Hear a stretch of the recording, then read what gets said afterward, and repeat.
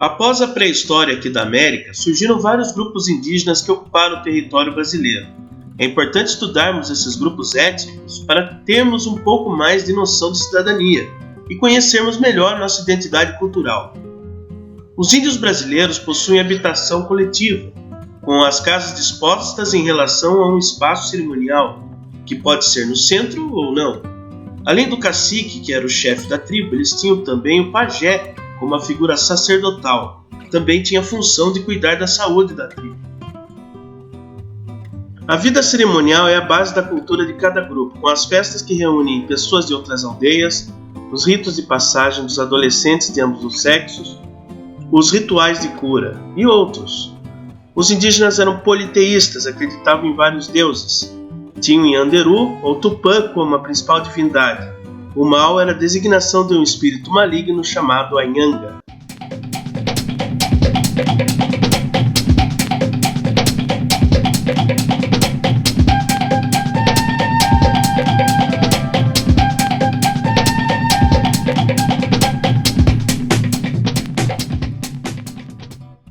Um panteão de lendas e culturas indígenas surge em todo o território brasileiro.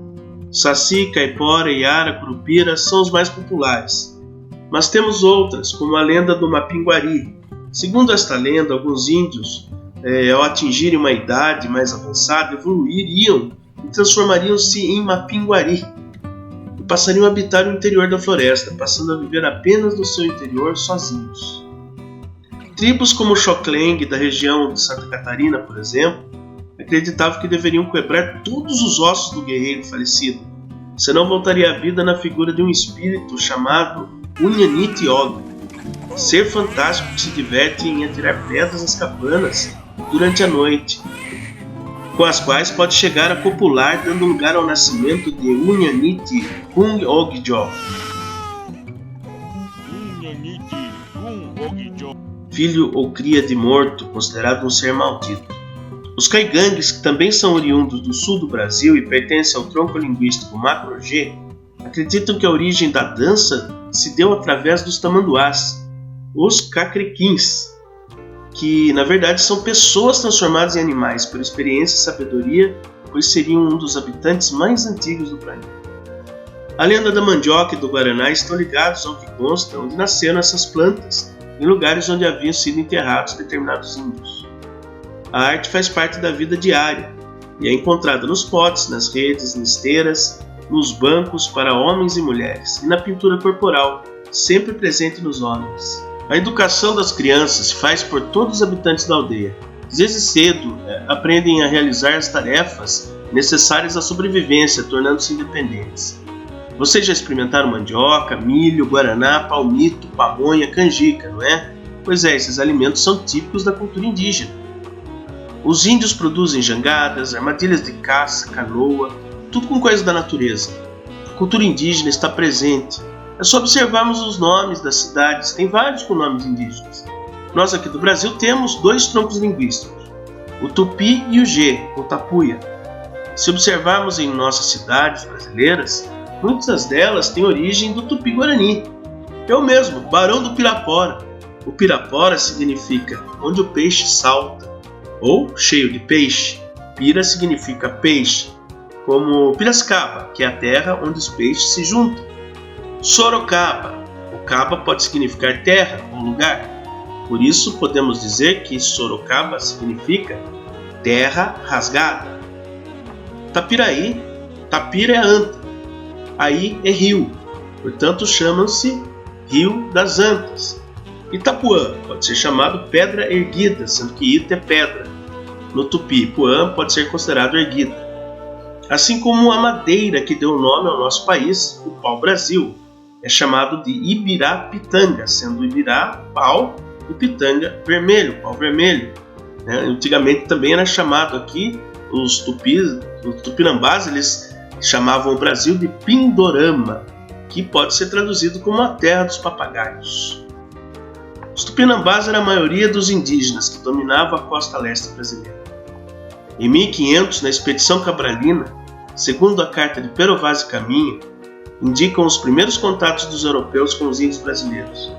Primeiro, quando Nicolau Coelho aproximou-se da costa no sul da Bahia, onde ocorreu um contato cauteloso. O português dá o seu gorro ao índio e ele retribui com um arco. Mais tarde, Pedro Álvares Cabral analisa e estuda o comportamento de 2 índios após serem levados até a nau Capitânia. Ali mostram um papagaio e um dos índios aponta para a terra como se mostrasse que lá também tinha um desses. Ao mostrar um carneiro, eles não demonstraram nenhuma surpresa. Experimentaram vinho e peixe cozido, até que um deles se aproximou e apontou para o medalhão de Cabral, e em seguida apontou para a terra, como se lá tivesse algo parecido. Os portugueses pensaram que ele se referia a ouro. Retrata-se também a reação dos indígenas, enquanto era ministrada a primeira missa no Brasil. No final da carta, Pero Vaz ressalta a importância de catequizar os índios, que iniciava o processo de aculturação. Alguns anos mais tarde, consta que um português chamado Diogo Álvares Correia chegou ao Brasil como náufrago e teria dado um tiro ao alto como uma arma, e os indígenas o confundiram com o deus Caramuru, o deus do fogo e trovão. Na crença politeísta dos Tupinambás, Caramuru conviveu com os indígenas, casando-se com Paraguaçu e tornando-se o cacique dos Tupinambás. Ele foi fundamental para que os portugueses fundassem Salvador, na Bahia. Em São Paulo, os índios sofreram influência dos portugueses, como a Índia Bartira, que casou-se com um português chamado João Ramalho, e foi considerado o fundador de Santo André, e seu sogro o cacique Tibiriçá. Esse foi um dos principais alicerces para que o jesuíta José de Anchieta conseguisse apoio entre outros caciques e na fundação de São Paulo, em 1554. Anchieta foi um dos principais jesuítas que catequizou os indígenas, promovendo também a aculturação. Vou falar para vocês de um homem muito especial. Vocês sabem quem ele é? O cacique? Não, é Jesus.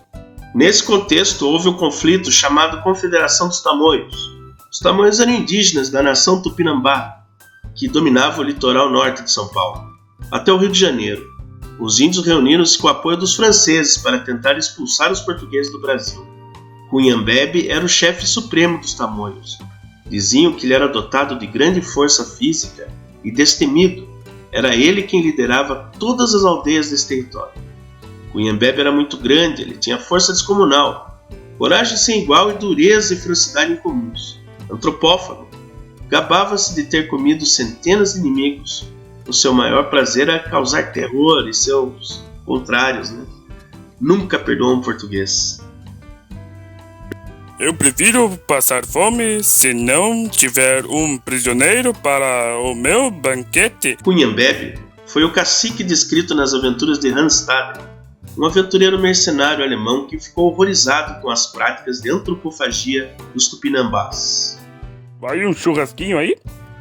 Enfim, a presença dos portugueses era considerada ofensiva pelos valentes caciques, e sobretudo por Cunhambebe, por causa da ação violenta contra os Tupinambás, separando as famílias e causando mortes e escravidão entre os indígenas. Na língua dos Tupinambás, tamuia quer dizer o avô, o mais velho, o mais antigo. Por isso, a Associação dos Chefes chamou-se também a Confederação dos Tamuias, que os portugueses transformaram em Confederação dos Tamoios. Cunhambebe foi eleito chefe e, junto com Pindobuçu, Coaquira, Araraí e Aimberê, declarou guerra aos portugueses. Em 1563, os jesuítas Manuel da Nóbrega e José de Anchieta foram para Iperuígue, em Ubatuba, com a missão de pacificar os índios.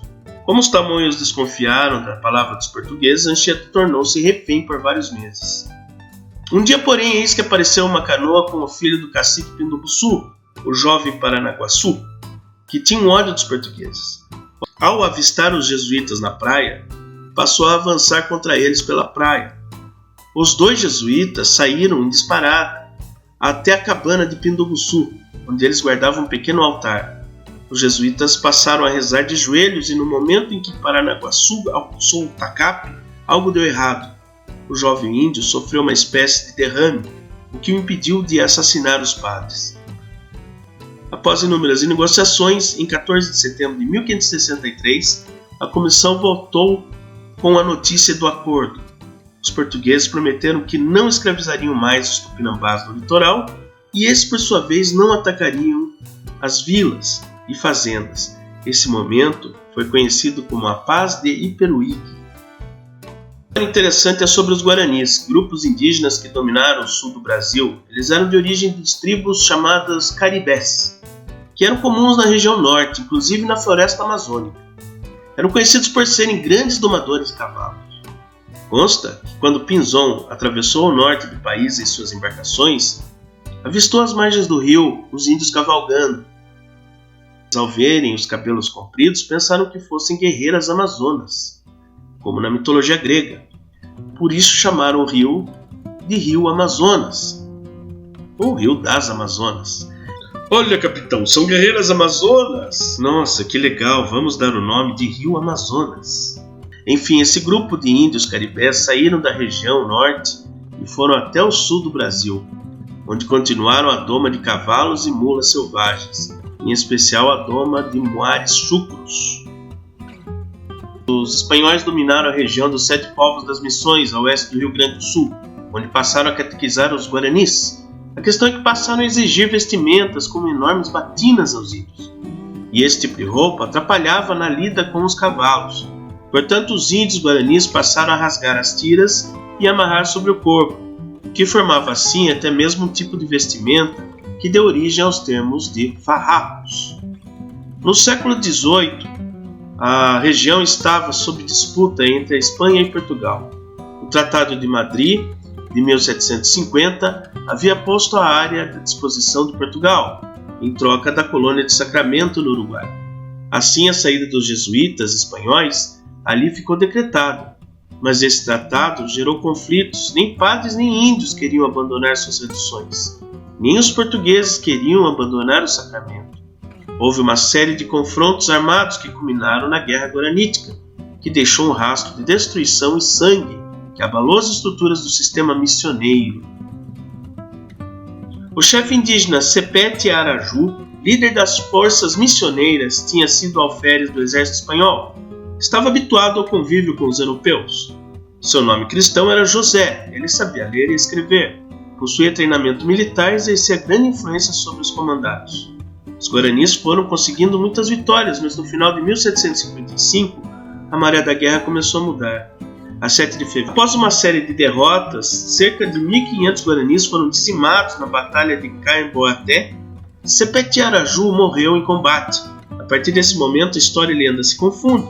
O capitão indígena se tornou herói popular. Sua obstinada resistência foi sintetizada numa frase que provavelmente ele nunca pronunciou: "Esta terra tem dono".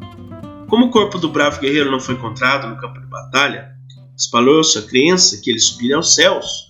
Surgiu assim a veneração a São Sepé, um santo não reconhecido pela Igreja Católica, mas que dá nome ao município no Rio Grande do Sul. O governo procura fazer as demarcações de terras indígenas. A maioria delas encontra-se na região norte. Ocorrem conflitos entre indígenas e plantadores de arroz em terras demarcadas. Nós vamos plantar arroz aqui! De jeito nenhum. Essas terras nos pertencem por direito. E aqui é um lugar sagrado. O índio no Brasil foi idealizado como na obra O Guarani, de José de Alencar, onde Peri era um índio heróico do romantismo.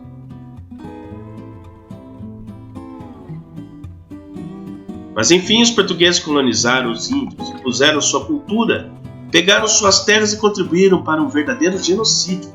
Os indígenas do Brasil incluem um grande número de diferentes grupos étnicos que habitam ou habitaram o território brasileiro. Muitas das tribos que existiam no país, à época do Cabral, desapareceram, quer absorvidas na sociedade dos colonizadores, quer dizimadas pela violência em que os índios em geral foram submetidos durante os últimos 5 séculos. Nesse período, nações inteiras foram massacradas ou escravizadas, explícita ou disfarçadamente, ou morreram de doenças e fome, depois que suas terras foram tomadas e seus meios de sobrevivência foram destruídos. Isso sem falar das inúmeras doenças trazidas pelo homem branco, que foi responsável por parte do despovoamento indígena.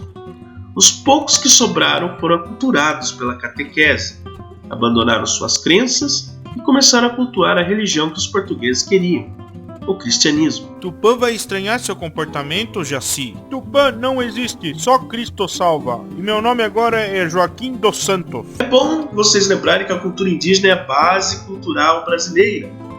Não esqueçam que dia 19 de abril é o dia do índio. Mas é bom colocarmos na cabeça que todo dia é dia do índio. E aí, curtiram essa videoaula?